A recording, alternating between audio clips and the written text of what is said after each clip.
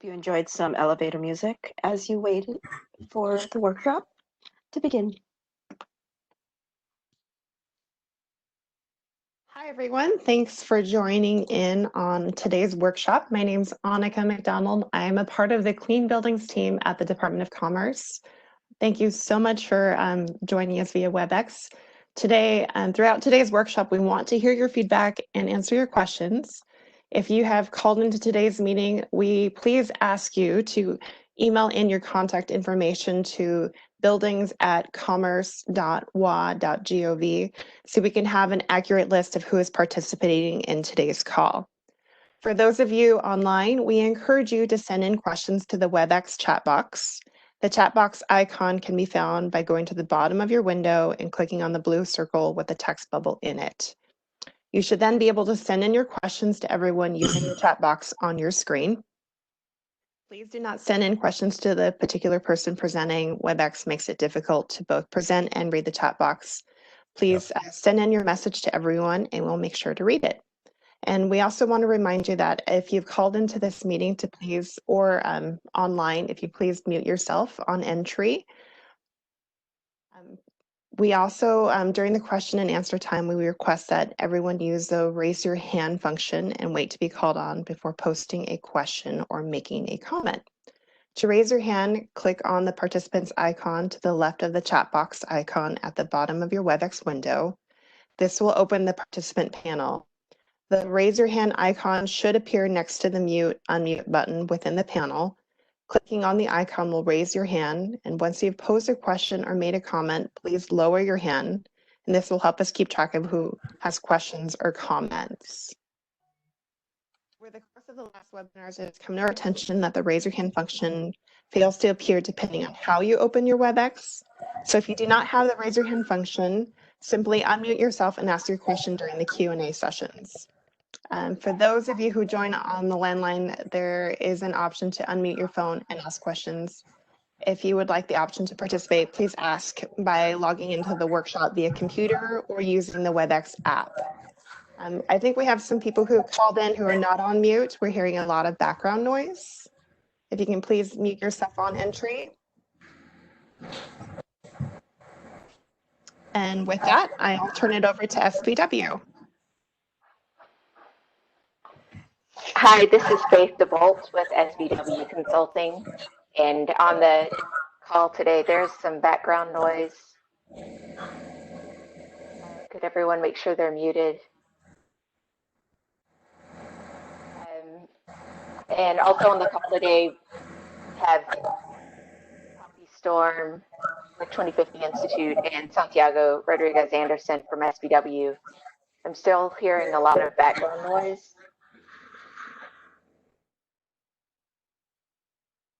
Okay, thank you. And so today, still hearing a lot of background noise.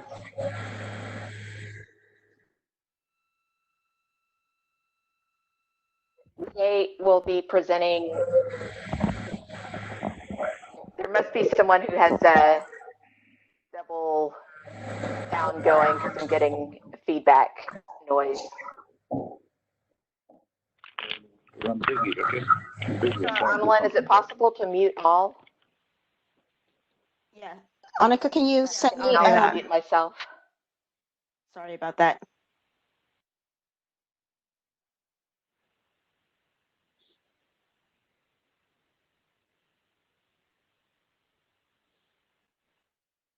Okay, I'll try again here. So this is Faith DeBolt with SBW Consulting, and today we're going to talk about the draft EUI means that will form the basis for the targets. We decided to split this out into separate conversations, given that we only have an hour and a half to present today. We felt it was too much to try to squeeze in talking about the targets today too. So with that, I'll go ahead and get started. What we'll get through today is I'll talk about where we are in the process and the timeline, recap our analysis, and really dig into stepping through the development of the means, and then we'll finish up with the next steps, talking about targets and reporting. I'm hearing a little bit more background noise, so everyone please make sure you're on mute. If you've just joined, you missed getting muted. So here is what to many may be a familiar timeline here that we've been presenting every workshop.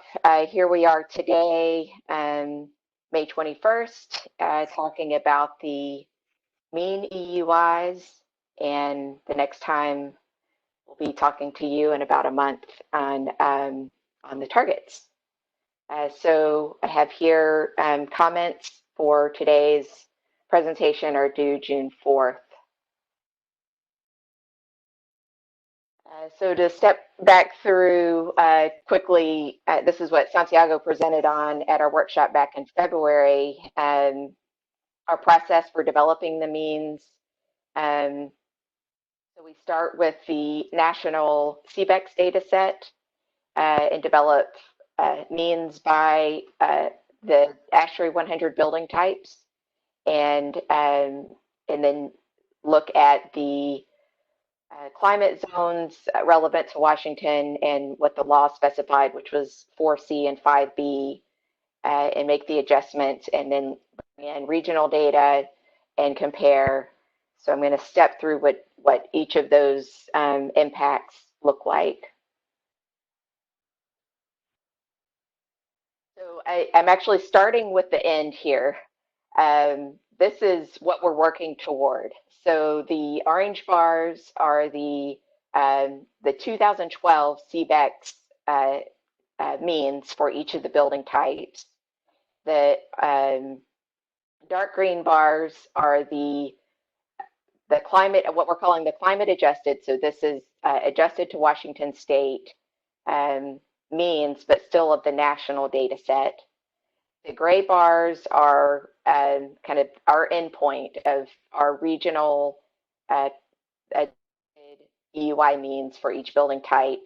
And then just for a reference point, I have on here the ASHRAE 100 targets that are adjusted to Washington state.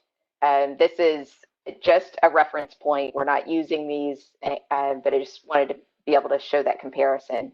So this is the first half of the ASHRAE 100 building types, and this is the other half. And again, I'm just starting with this to show what we're working toward, and I'm going to step through each of how we get to from the orange bar to the gray bar.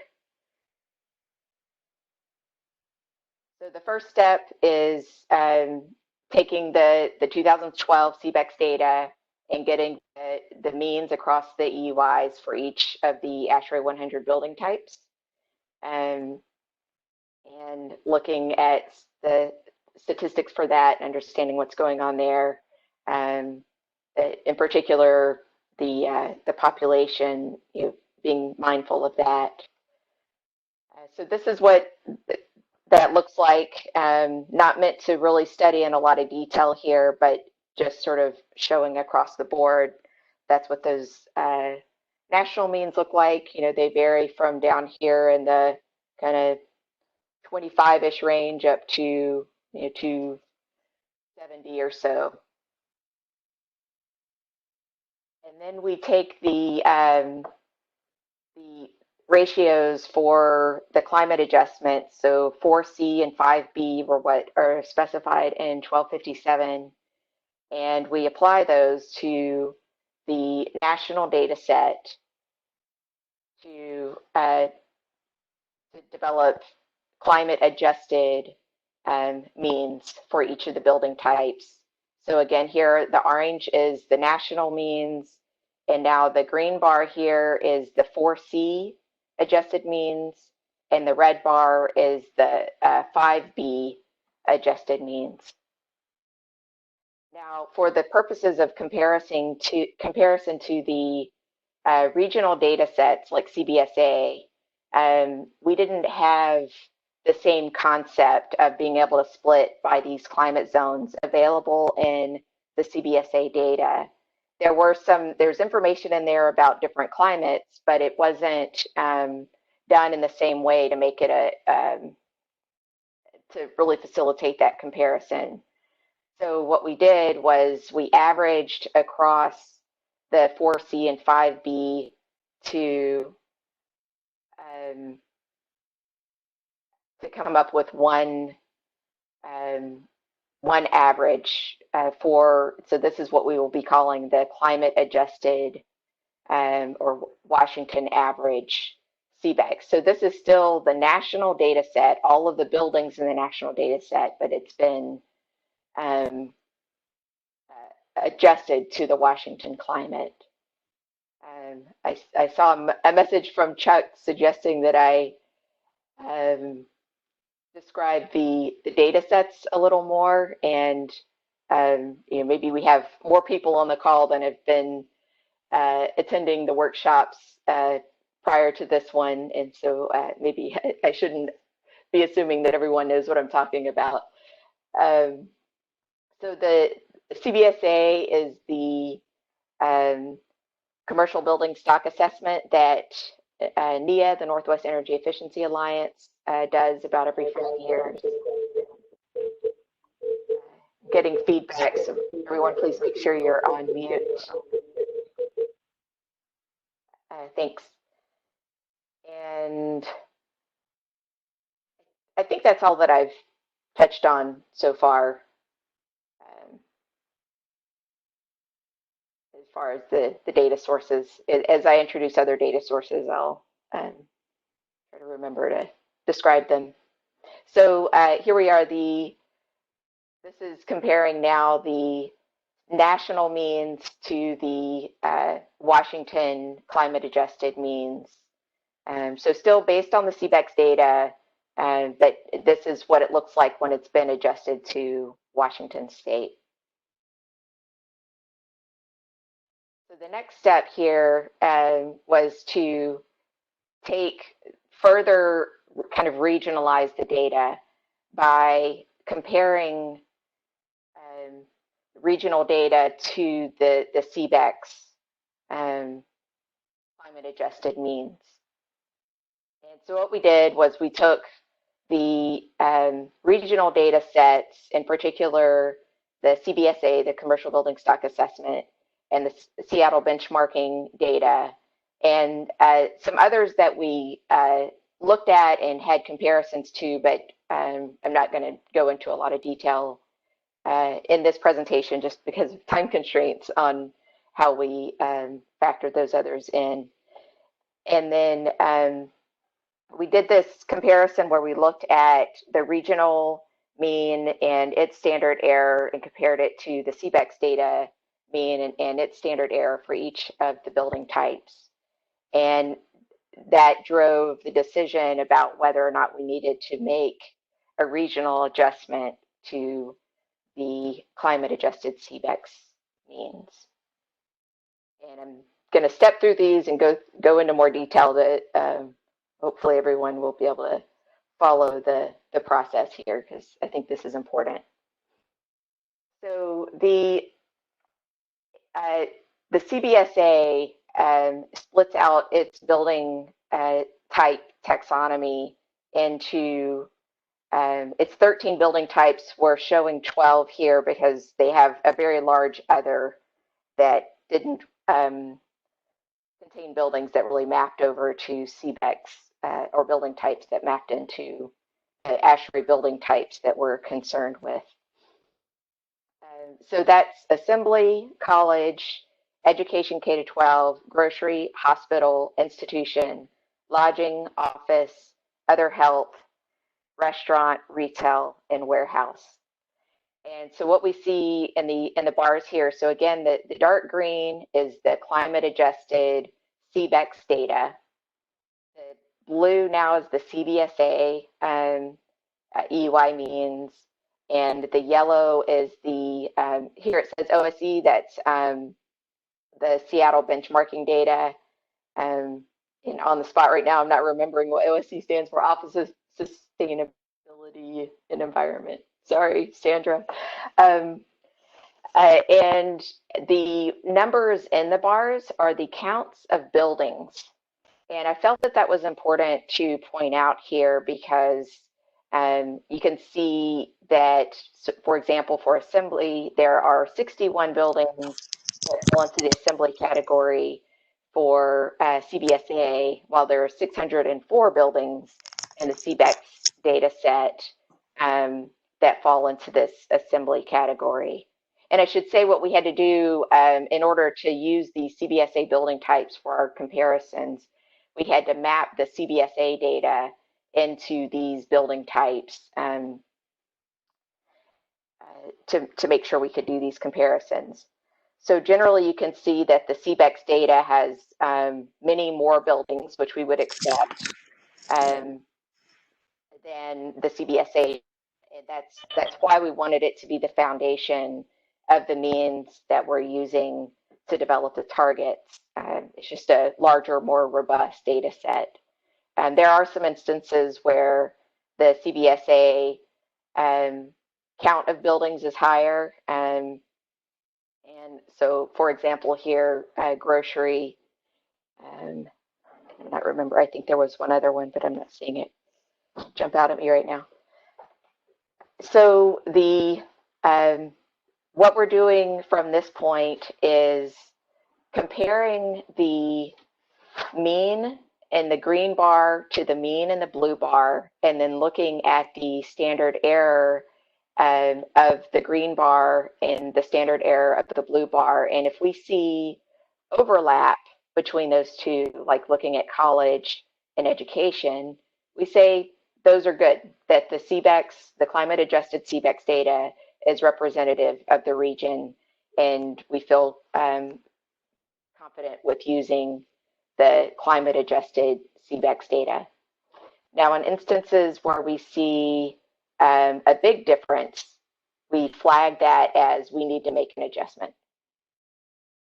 And so I'm going to step through each of these higher level CBSA building types and talk about where we made adjustments and how we made those adjustments. Checking chat. Annalyn, do we have any Questions? No so questions. far? Okay. No questions so far. Before I plow through, just wanted to slow down and make sure I'm not losing anyone. So as I move through this, I'm going to pause at each set of buildings and give people the opportunity to ask clarifying questions. We have a large number of people on the call, so unfortunately, I don't think we'll be able to get into a whole lot of kind of back and forth dialogue. But if you have clarifying questions, I'm happy to address them now and then, or in the course of this webinar. And then if there are further follow-up or technical questions, please submit them as comments or follow-up emails. So the first step that I'm going to talk about is assembly. And you'll see here that there is a big difference. Oh, and actually, I can see comments, and I just saw Corey's, and I want to go ahead and answer that because I did mean to say this. The CBSA data is a combination of the 3 most recent CBSAs, including the 2019, which we just got last week.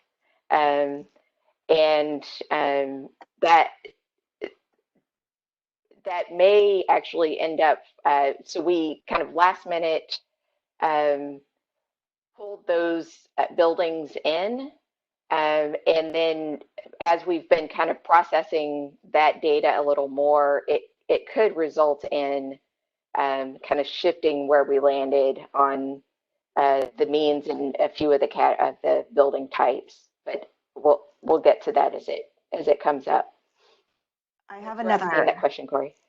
Go ahead. I have another question. It's public assembly mean EUI was much higher in previous slides than what that's what slideshow is comparison to CBSA buildings. Could we take a look? Yes, and I will be getting to that next. So yeah, so the first focus here will be on assembly.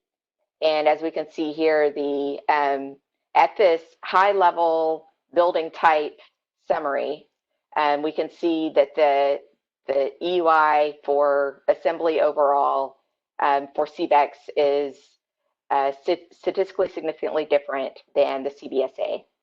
So stepping into, why isn't my screen forwarding? Oh, there it goes. These are the breakouts of the ASHRAE building types that fall under assembly. And so we made the decision at that CBSA building type level that yes, we're going to make an adjustment. And then we step in to these individual building types and make the comparisons about which direction do we need to make an adjustment. So for looking at this entertainment / culture building type, we see that the CBSA mean is slightly lower than the CBEX mean. So we adjusted the CBEX mean down by 1 standard error.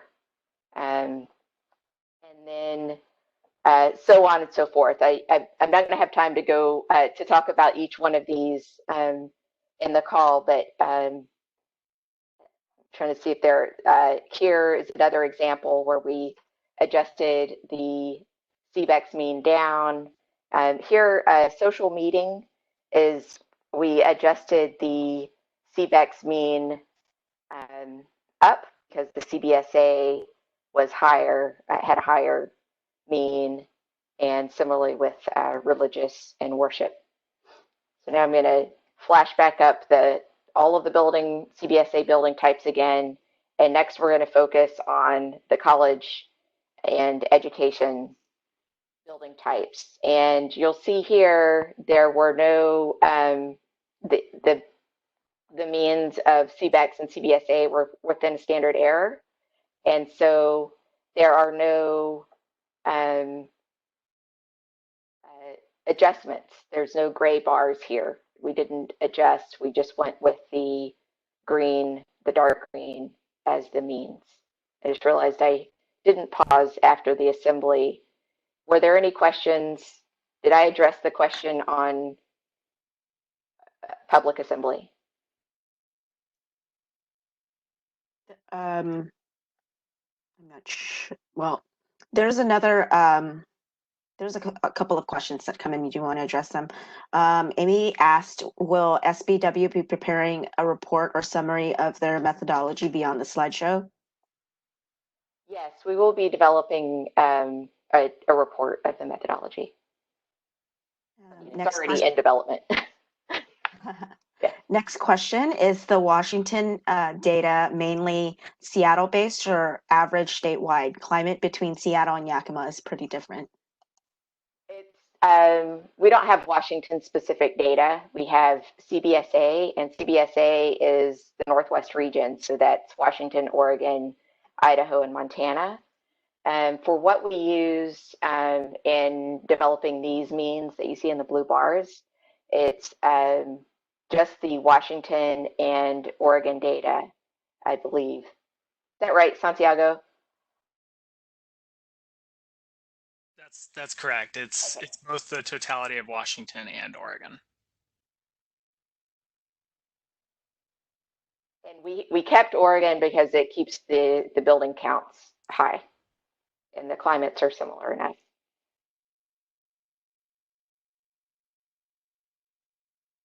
That is all. Okay. Oh, I'm sorry. One just came in. Will you be publishing EUI means for each subcategory shown on the slide? Yes, and it's actually what's shown on the slide is at in a tabular format at the end. And I want to make sure it's clear that here we're talking about means, and these will be the basis for the targets, but they aren't the targets themselves.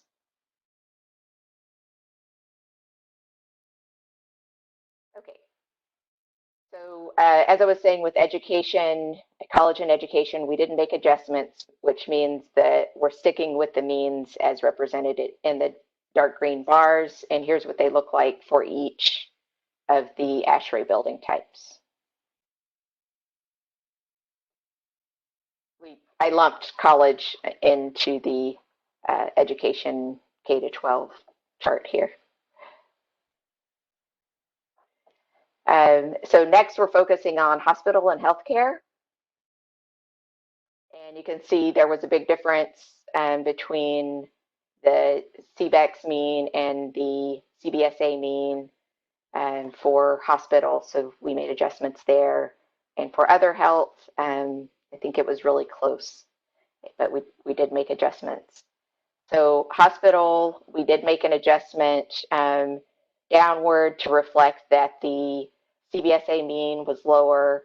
However, since the adjustment that we're making is based on the standard error, and that standard error for the CBEX data was fairly small, it was not a big adjustment. So this gray bar is the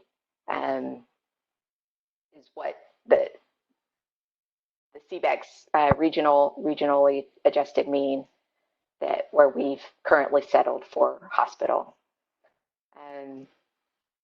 Laboratory, this is an example I want to talk about where we didn't have CBSA data that we could clearly identify as falling in this laboratory category. And so what we did was use the Seattle benchmarking data and as our reference point. So the CBEX mean was here, and we saw that the OSE mean was higher, so we adjusted the mean up for what we would use as our final regional adjusted mean for labs. And then for the other types, you can see for medical office was another one where we didn't, this was more of a classification issue that we were struggling with. It's just referred in different ways between the CBSA data and the OSE data in such a way that we weren't able to compare. But it looks like we did decide to make an adjustment and adjust it up there. And for clinic and medical office, we also adjusted up, although I'm seeing, yeah, that makes sense. So I'll pause here. Do we have questions on hospital and healthcare? Not hospital and healthcare, but clarifying question. Will you publish targets for subcategory of space? Not of space. They will be the way I'm presenting the building types here is by the ASHRAE 100 building types. But what will ultimately be published will be as a reference point based on the property type taxonomy that's in the ASHRAE portfolio manager. I mean the Energy Star portfolio manager. And so it won't be spaces, but to the extent that there are spaces that are, you have a medical office and a cafe and a laboratory in your otherwise office building, for example, then you would piece together your target based on the targets that we develop for each of those building types.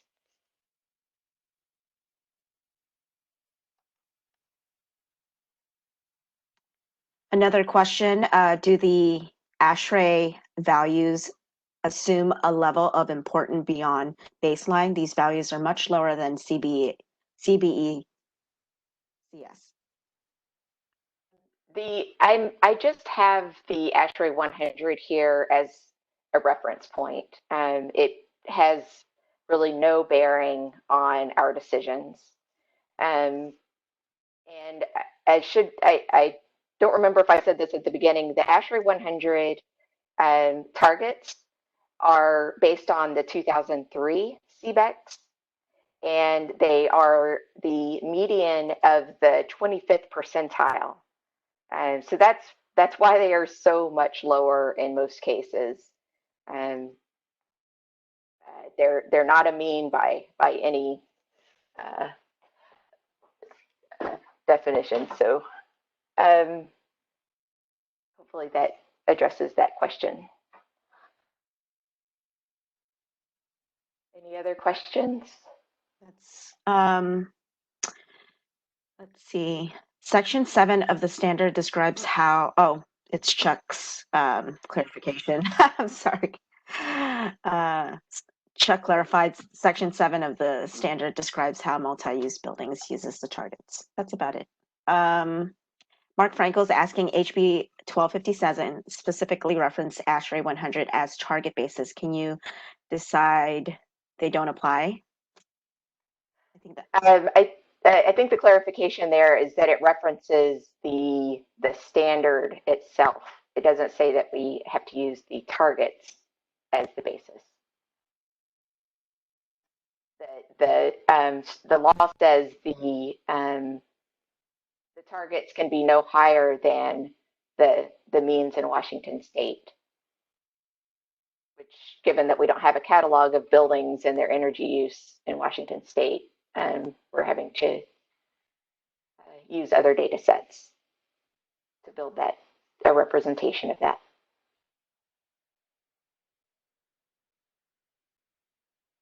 Okay, I'm really surprised hospitals are being quiet here. Maybe you said it, but how much lower than the mean will your guys' targets be set at? Is that still being decided? That's still in discussion. Well, we haven't decided. It'll be the scenarios we are looking at range from the means themselves down to as much as 15% below the means. But those are scenarios we're looking at and understanding the impacts.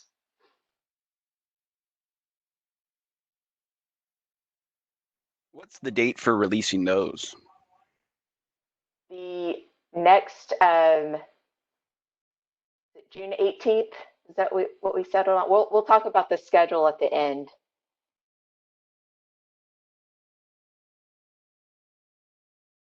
Of this webinar. I'm seeing lots of questions come in. Do you want to go through them? I'll take a couple more clarifying questions about hospitals or healthcare.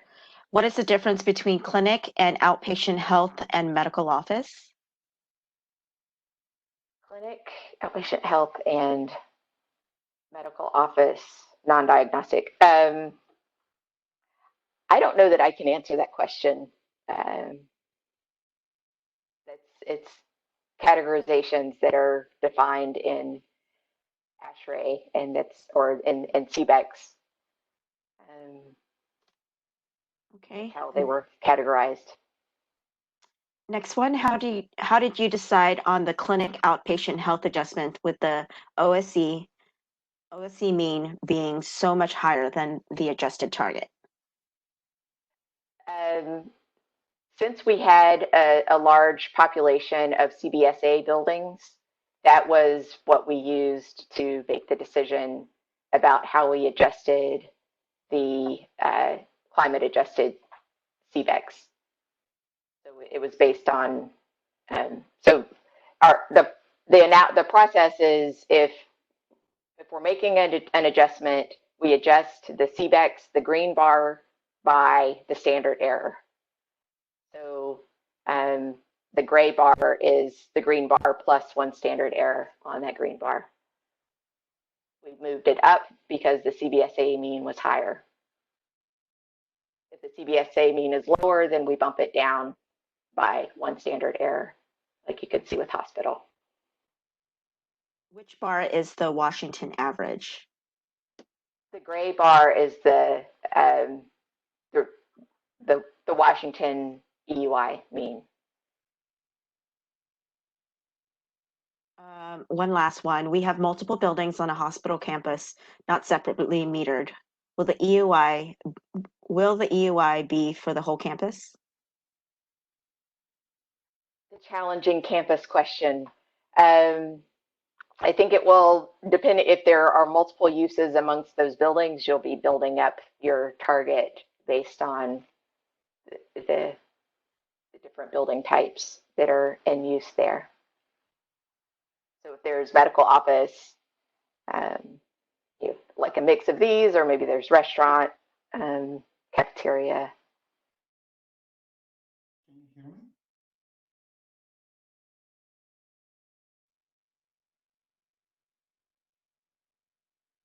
Did someone just unmute themselves?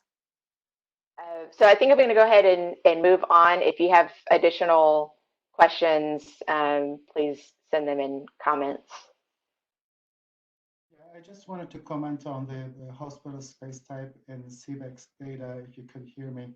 The CBEX data looks at the hospitals as a campus.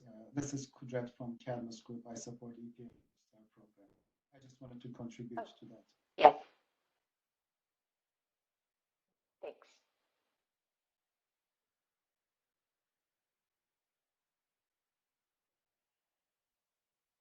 So the next one I'm going to focus on here is institution. So these are building types like fire and police stations, library.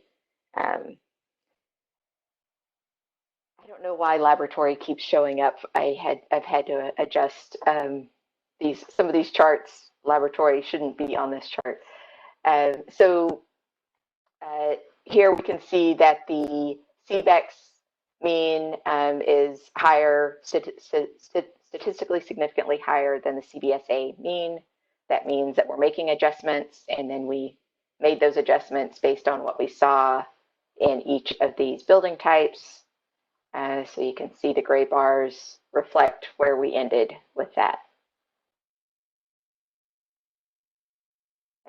And again, for post office, we didn't have CBSA sample representing post office, so we had to make the decision based on the one Seattle post office that was in our sample or in our data set.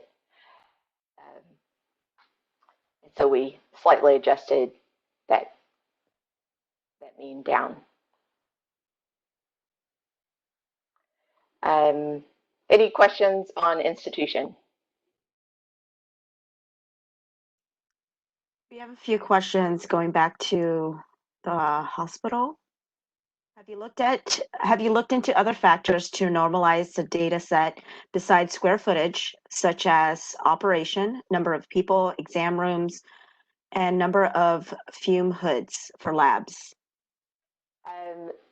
We aren't talking today about the normalization factors and other adjustments that we'll be taking into consideration and doing for as we finalize the targets, or our version of the targets that are being proposed.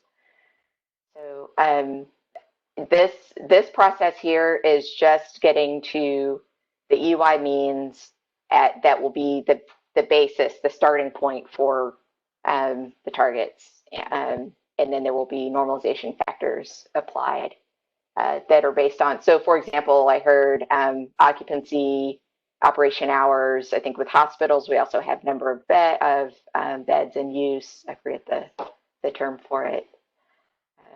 That we're developing occupancy density factors based on. But that's not factored into these means. These means are just based on the broad energy use of the buildings in the data.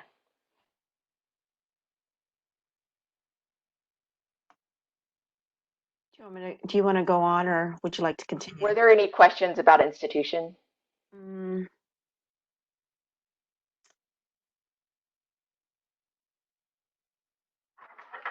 specifically. Okay. There's a comment about it's worth keeping in mind that the OSE means only covers Seattle benchmark buildings, which are those 20,000 square feet or larger. CBEX and CBSAs cover all building sizes. Yes, that's true. And for the most part, OSE is here as a reference point with the exception of the cases where we didn't have a regional CBSA number to compare to. And if we had determined that at the large building type level that we wanted to make an adjustment, we needed some basis for that adjustment to determine the direction that we were making the adjustment. Is there a documented methodology for how you adjust between CBEX and BSA? CBSA? It says NBSA, so I wasn't sure. Oh, yeah, CBSA. So just probably a typo. Yes, I mean, we will be publishing a report that has the methodology documented. But as I was describing, the adjustment we're making is one standard error. If we decide to make the adjustment because it was statistically significant, we make the adjustment by one standard error in the direction of the regional mean. One caveat I want to say here, so I mentioned that the 2019 data we got in, I think literally last Wednesday afternoon, and we were excited to have it and we wanted to incorporate it. We went ahead and incorporated it, but we didn't really, we didn't revisit our decisions about the adjustments that we were making. And one thing we realized was, so the reason we didn't want to just take the CBSA mean, some people might be arguing for that, is in a lot of cases, the count of buildings is really low. So, if we take the mean of 3 buildings, is that a really good representation of what the mean of all so 4 libraries, is that the mean of all libraries in Washington State? Probably not. So we decided to stick with the bigger data set of CBEX. However, once we added in the 2019, there were cases where the number of CBSA buildings became substantial enough that we're now thinking that there could be instances that we decide to use the CBSA mean instead of making the adjustment. But I'm saying it just to kind of let you know that there could be one change to our methodology, but the methodology that we're currently what all of this is presented that I'm presenting is that we are adjusting by the CBEX mean by one standard error in the direction of the regional data.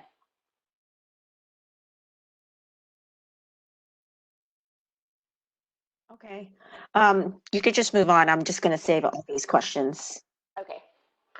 So next is lodging.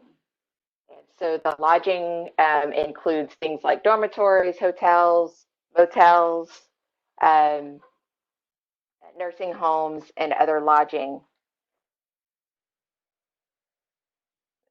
I apologize. I'm pausing because my daughter needs something. Remote school.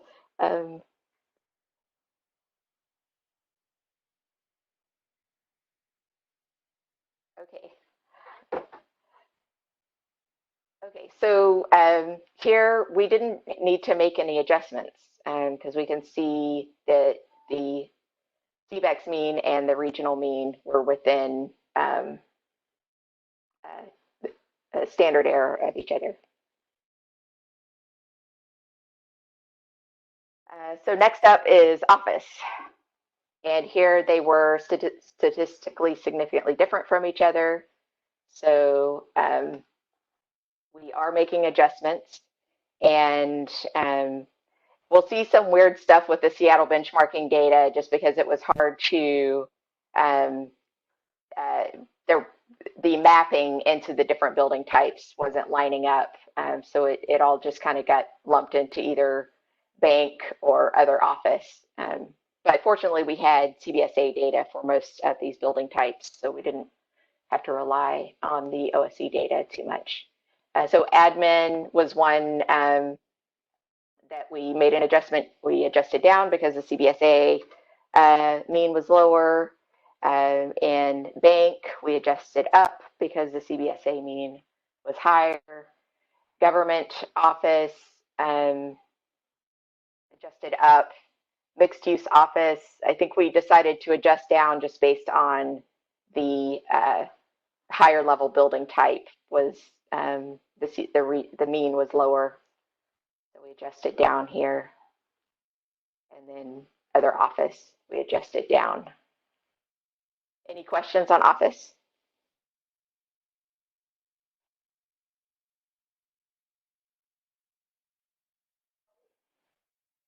Okay. There's none. Okay. Next, I'll talk about grocery and restaurants. And here I want to point out that we observed when we were looking at the data, both the national data and the CBSA data, that the EUIs were significantly higher for the very small buildings, so the sub kind of 10,000 K and smaller buildings. And so we actually dropped those from the data set prior to developing the means. So these means are based on buildings that are larger than 10,000 square feet. We didn't see that kind of disparity in the distribution of the energy use and other building types. So that wasn't something that we did across the board. So this is, we are making adjustments for these, and for grocery, we bumped up because the CBSA was higher, and for restaurants, we bumped up because the CBSA mean was higher. Any questions on that?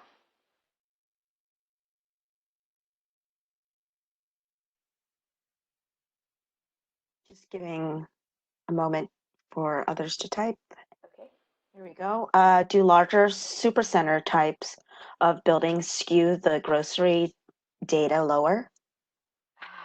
The supercenter question. Supercenters, Santiago, help me out here. Where do we land with that? Do supercenters fall under retail or do they fall under grocery? My understanding is that they fall under retail, and it's partly just because of the anatomy of a supercenter being different from your typical grocery. You know, having fewer refrigerated cases and whatnot. So you know that's consistent with the definition for portfolio manager and also the descriptions given in ASHRAE 100. And the trick here too to keep in mind is the data that we have. You know, you might say, well, I'm going to take the square footage of the grocery part of my supercenter and use the grocery target, but the supercenter or the retail that is, I guess it'll be a retail, but we'll get to that in a minute. The mean that was developed that will ultimately be the basis for the target includes that grocery type usage in it. So that's just something that you have to keep in mind as you're thinking about the differences in how the buildings are using energy and how that's incorporated. Any other questions, comments on grocery and restaurant? Someone just commented that supercenters are generally in retail. Yeah. Okay. Oh, and retail was next up. Okay, so this is one that I think we made adjustments on. Yeah. It doesn't get called out as its own thing according to ASHRAE, that supercenters according to the ASHRAE building typology. So here you can see kind of the same thing where we're adjusting For other service, down because CBSA mean is lower. Repair shop, we adjusted down. Stripping mall, we didn't have in the CBSA one that any data that we could map to this building type. So we used the OSE, and it was smaller, so we adjusted down. Car showrooms, we adjusted up. Repair shops, we adjusted down. Vehicle storage, we adjusted down. Any comments on this one?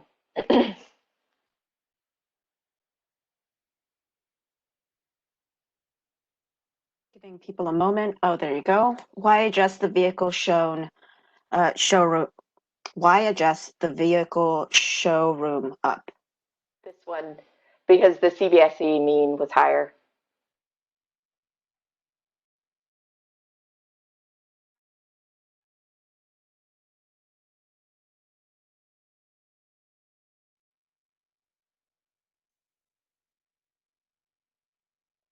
Yes, Amy, I see your point. And this is part of the reason why we weren't ready to say that these means would be the final basis for the targets, because there was some fine tuning we still needed to do, and in particular incorporating the 2019 data and understanding the impacts there. So we're still doing some fine tuning on the means.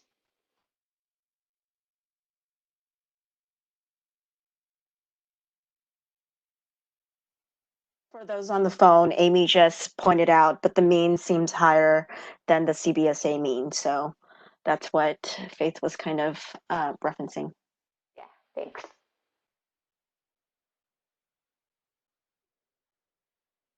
Okay, I'm going to move on to warehouse. And so here's one where I think we made adjustments. It was kind of a close call there. Non-refrigerated warehouse, we had a good population of data in the CBSA, and the CBSA mean was lower, and so we adjusted down. And and for refrigerated warehouse, according to the way we could classify the data in CBSA, there were no refrigerated warehouses in that sample. And so we had to use the Seattle benchmarking data, and the mean for the Seattle data was lower, so we lowered the overall Washington State mean for refrigerated warehouse. And I got through that a lot quicker than I thought I would. So bringing it all back together, and actually, I guess I'll pause. Are there questions on warehouse?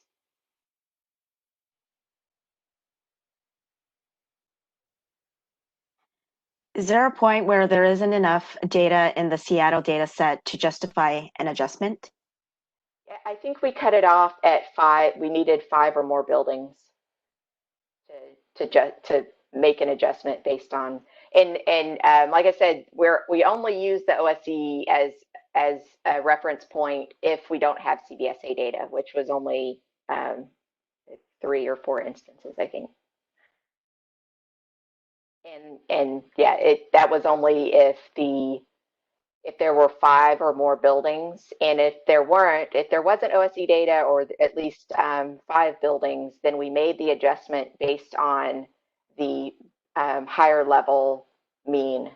So this is the mean across both warehouse types, and we would make the adjustment based on that. Given the large disparity in, I saw a comment come up, but it left before I could read all of it. It's asked, given the large disparity, is there an effort to understand why? The large disparity between the CBEX mean and the OSE. If you want to unmute.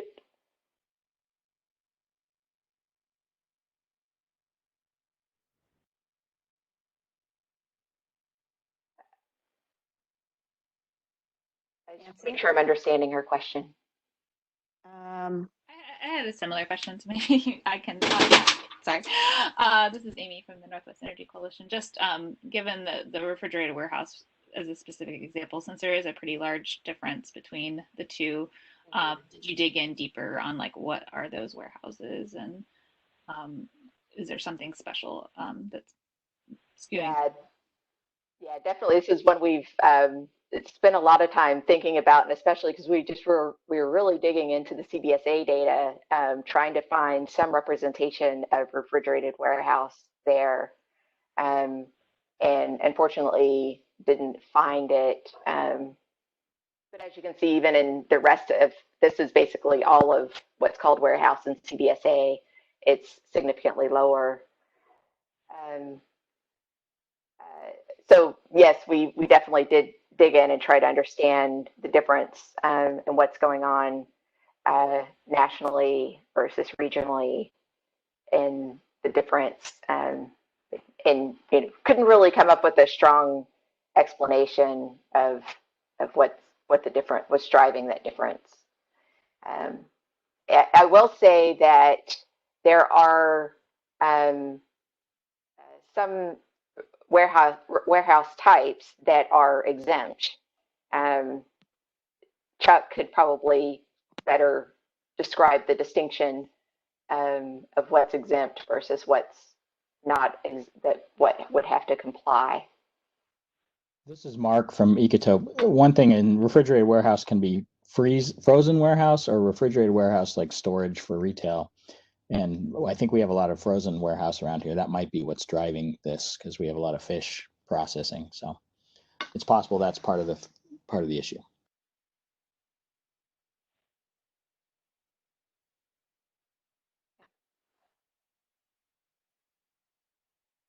All right. Okay. Thank you. Would you like another question, Faith? Sure. Yeah, we have time. This was going faster than I expected. So. Okay. The law divides the buildings into 3 tiers, 220K, 90K, and 50K for compliance.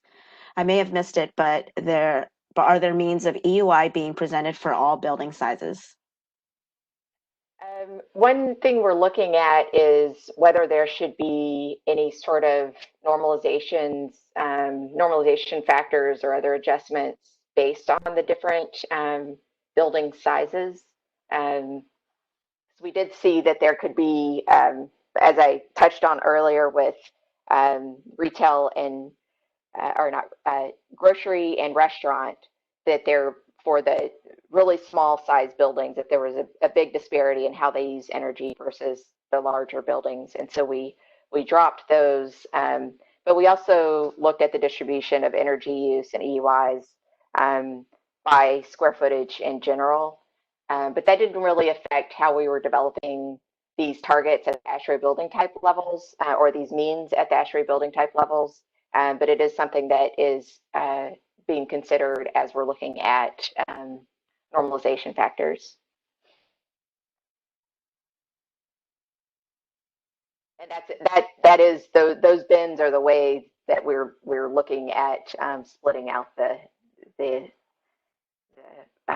factors, because that's what seemed to make sense, is that break of what has to comply 2026, 2027, and 2028. Next question is regarding some ASHRAE updates. ASHRAE has developed new guidance on HVAC filtration and controls in response to COVID to reduce its transmission. This results in an increased EUI.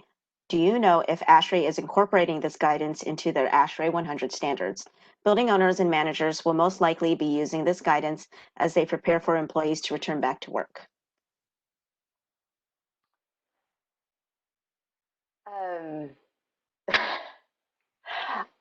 I don't know. That's all very current and not really factoring into the analysis we're doing here. If ASHRAE changes their targets, that doesn't really affect how we're developing targets for Washington. I hope that those are temporary changes to to deal with the immediate crisis and not a permanent change in ASHRAE standards. But that if it is a permanent change, then I could see it being an issue. Right. The compliance starts out in 2026. So hopefully we'll be past the COVID pandemic here in the next couple of years.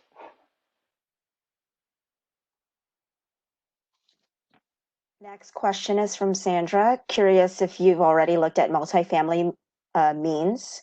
If not, when will this happen? Yes, we have looked at multifamily, but I didn't. That was focusing on the means that we're developing the targets for. We are developing multifamily targets, but it's for the incentive. It's not. Multifamily doesn't have to comply with the law. And so we'll be presenting on those at the June 18th webinar. Okay. Ted asks, in the final target settings, will the mean Washington average be separated back out to separate target from zone 4C and 5B?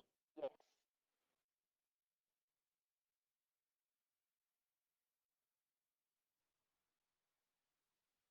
Okay.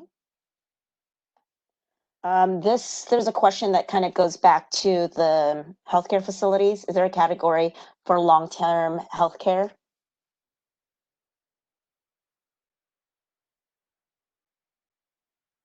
Going back to that one, that I think that falls under lodging,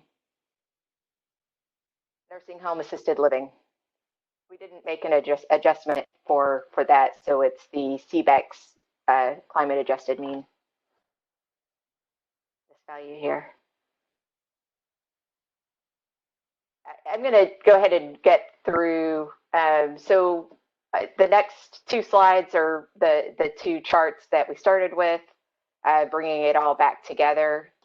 And so on each of the preceding slides, I showed how we got to these gray bars. And now I'm just bringing it all back together. And because there's so many, I split it out over two charts. And then the last two slides, I think it is, are the tabular form of the means. And again, I just put the ASHRAE 100 targets there for reference point.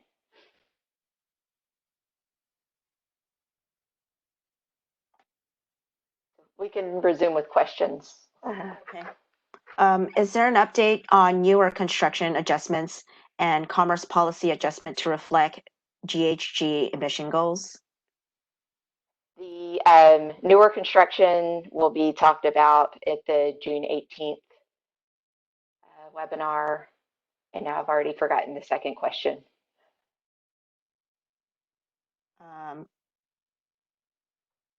It was a two-part question. Commerce policy adjust to reflect GHG emission goals? That will be discussed. So here we're talking about means, and then at the June 18th is when we'll be talking about the targets and the decisions that we're making in starting from the means and looking at the other factors that need to come into play as we develop the targets. We'll be discussing that June 18th. All right. What subcategory of retail do supercenters fall under? Someone just might have missed that conversation. Yeah, and you know, it's interesting. I noticed when we got to the retail slide that it's not obvious. Santiago, do you know where supercenters fall here? I do, and actually it got left, ironically enough, the retail store is a subtype that belongs in retail, but it's Oh, and I left it off the chart. yeah, but it's a pretty big list too, so that's why it's not in there, I think. But yeah, I think it falls in the retail store category. So if you flip back over to one of those very long lists of types that you see there, Yeah, I think it's in There it here. is. Yeah. So I think that's where retail stores, Supercenters. supercenters fall into. And there might be some additional rules about how mixed use might factor into that, but this is the mean for where I think the supercenters had fallen in terms of CBACs. Yeah, and I think Excel was messing with me on when I was putting these building type specific charts together, and sometimes what got included and what didn't get included. I don't know what happened, why some of those didn't show up, but they are all here because I didn't filter any of the building types. So between these two charts, and then also in tabular form here.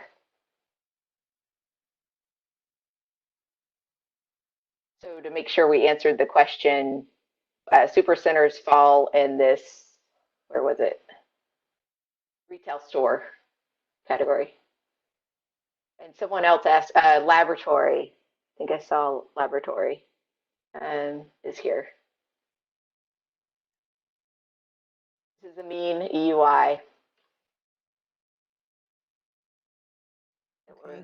Settled on for Washington. We have a question from Beth. Can you explain a bit more about how the means will be divided back into the two zones, 4C and 5B?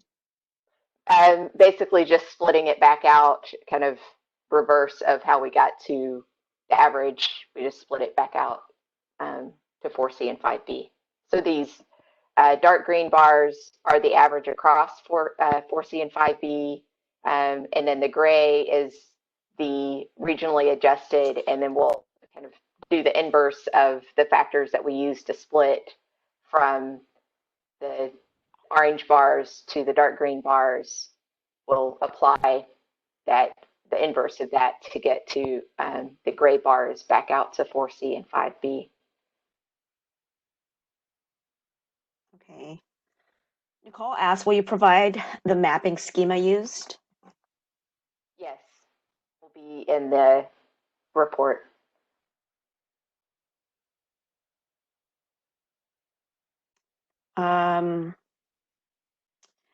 David Van Hold, you ask about, your question's kind of incomplete. It says our special atmosphere, and then I don't know if you want to complete that, if you could just type it in or unmute yourself. I'm just going to move on to the next one. Thank you. My question was answered. Okay. I think I saw that Chuck answered that, just because. Can you? It says the answer was. Special atmosphere is most likely in agricultural storage and is exempt by law. Yeah. So someone asked where this presentation will be. It'll be posted into our buildings website. And I just noticed that the one that's currently posted might not have all of these slides. We're going to get that updated as soon as this presentation's over. Yeah, the only difference was that I, for the purposes of talking through this, I repeated slides. Like this slide I repeated, but there's no new information on it. Okay, That's thanks for the clarification. Yeah, looks different. But I did notice a typo on the last slide. It still says June 1st, and it should say June 4th.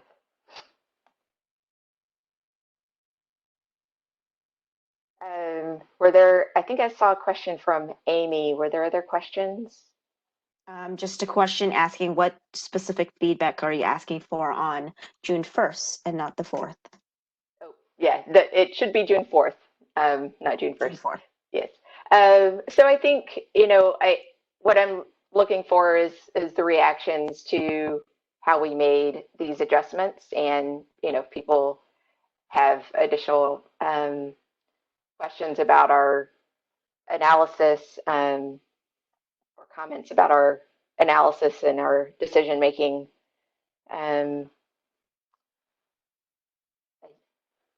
think that's probably about what we're looking for.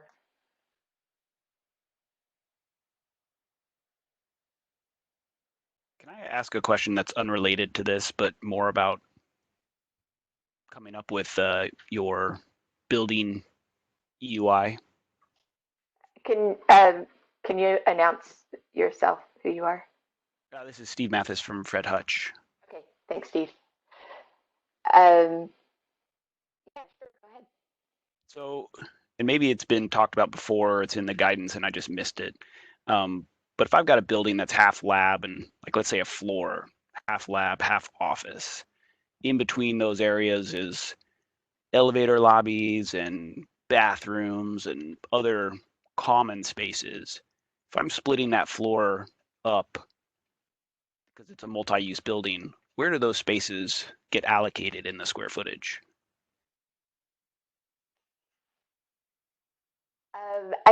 I'm going to just at a high level say that's not a question that applies to the development of the means and the targets. That's a question that is more of, I think, a policy question.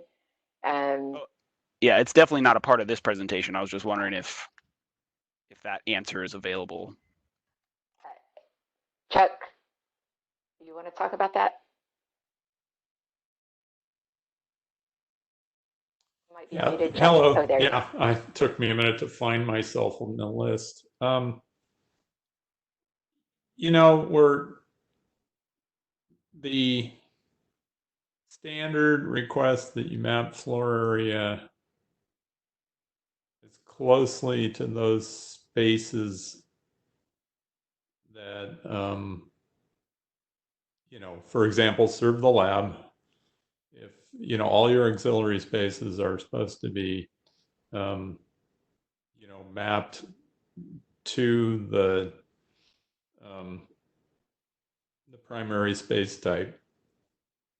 And so there is some discretion here for the qualified person to, you know, kind of group a fair amount of those common area spaces to each of the multi-use building types. And to some extent that's described in section 7. I'm going to have to check to make sure it's detailed well. Yeah, I didn't really see it, but that's a good enough answer for now. Thanks.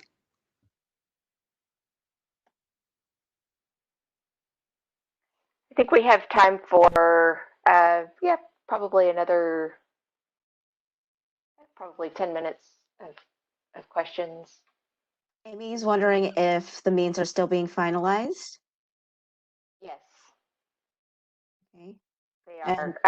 As I was mentioning, the 2019 data, we were excited to get incorporated, but we're still kind of processing and understanding what it was, so what the impact was. Beth would like to know, would you be able to send out your more detailed report for us to look at before the June 4th comment deadline? Not before June 4th. So the report will cover the full methodology for going all the way through to the development of the targets and the normalization factors, which we're still working through. So that will be out when we post the slide deck a few days before the June 18th. I think it's a fair question for us to publish something that describes a little bit more detail on the methodology. I will have to get with my team. I don't want to commit to something that isn't doable. So we'll see what we can do, Beth.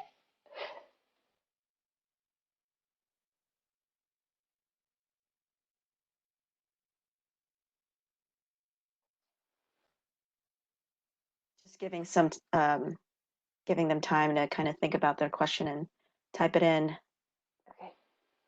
Were there other questions that we skipped past from earlier? I think you covered, I think you showed, let's see, just for clarity, can you repeat the proposed lab mean EUI? I think you pointed that out earlier. This here, the 310. Yep. I believe I got everything.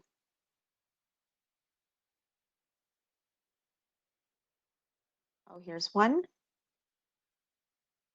Is there a final date for comments following the June 10 meeting and prior to the CR 102 publishing? The June 18th meeting. I'm sorry, June 18. Yes, and we'll be talking about schedule. I think Annalyn or Annika, one of you will be talking about the schedule when we're done with questions here and talking about next steps. So we'll get to that question.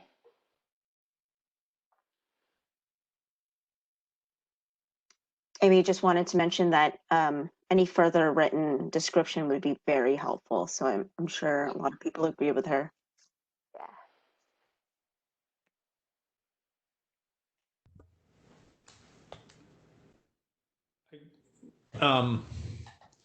Just to help out the team here, are there any specific things that would be most useful to provide?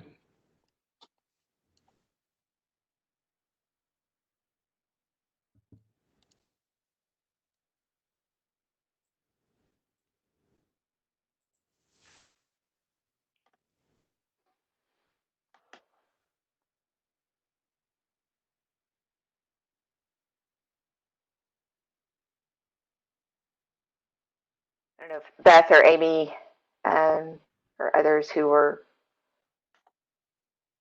wanting to see more detailed analysis, if there are, if you have areas where you would like more explanation, you can send a follow-up email after the webinar. I think you can send it to the Commerce. What is that email? The buildings at Commerce. I remember what it is. I don't want to say it wrong. It's buildings@commerce.wa.gov. And they'll pass it along to the SBW team. Yeah, this is Beth. Thanks for that. Yeah, I just think some sentences about the methodology and how you decided when to make adjustments, and just kind of just having a couple of sentences that describes the relationship between the CBEX and the CBSA and the Seattle data and stuff. So it's a lot of stuff that you've captured here already, but yeah, just having that would be helpful. Just something in writing, and then also just the numbers. The numbers are always good to look at. Yeah. Okay, we'll work on pulling something together. The timing I'm not sure of, so I'll need to check with my team. But maybe we could get something out that early in that week that the comments are due. With next week being a short week, I just hate to overpromise. All right, a few more comments came in. Christine mentioned that it would be useful to see more detailed analysis on a stretch target. She thought she heard at one point that there would be 3 scenarios looked at.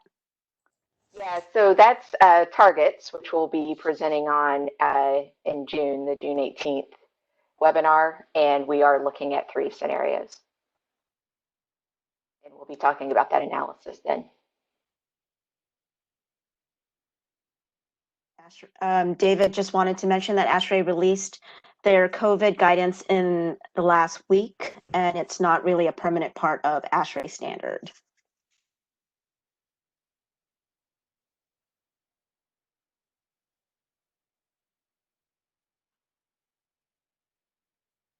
Thanks, David. That was in response to an earlier question that came up.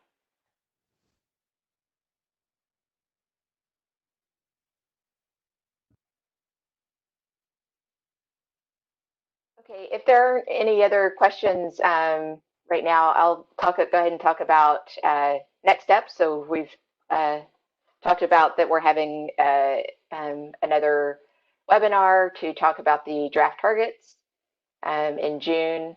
And there will be one more opportunity to respond to what's presented June 18th and provide input before the, I'll call them draft final targets, go into the next phase of rulemaking.